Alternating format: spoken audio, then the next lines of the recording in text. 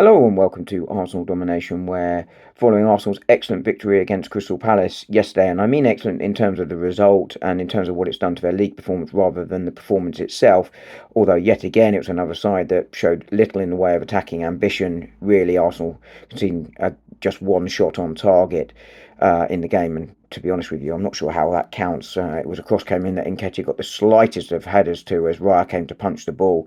Raya punching the ball away comfortably. That was apparently the shot that was deemed to be on target. But again, it was built on Arsenal defensive display, their ability to control games, and it's just showing how good Arsenal are defensively.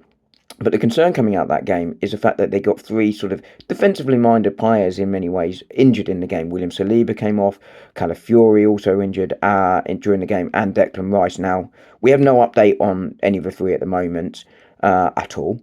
Declan Rice appeared to be okay. He walked off the pitch, watched the second half from the bench after he came off. Saliba possibly more serious given he came off at half time, and the concern on Calafiori, of course, will be the injuries he had last season. But these could be significant for Arsenal. You know, that back four has been terrific.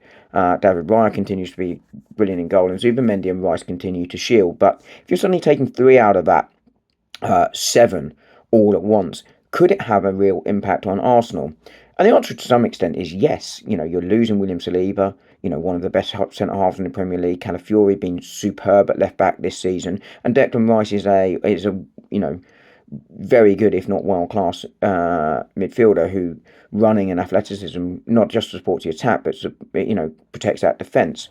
And Arsenal will want to use Brighton to get players a little bit more of a rest. Victor Gyökeres, Zubimendi, you know, for instance, played a lot of minutes this season, and you would suggest that none of these three, if there's an injury doubt, will play against Brighton. Arteta will want to win the game, and I'll do a fuller preview on Wednesday morning ahead of the game.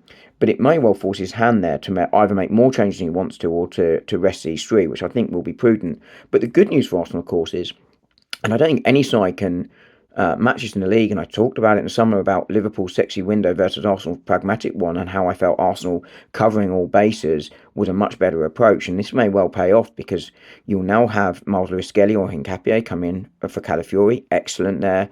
You could see Moreno come in for Rice, probably the weakest of the three changes, and Mosquera coming in, who's done brilliantly for Saliba at times already this season. So Arsenal will be well stacked, but the disruption is not necessarily going to be welcome. We'll see what the injury updates are in due course. Martinelli probably the more serious of the ones, the one I haven't talked about today. But Arsenal really well covered, but most importantly, hope they recover soon.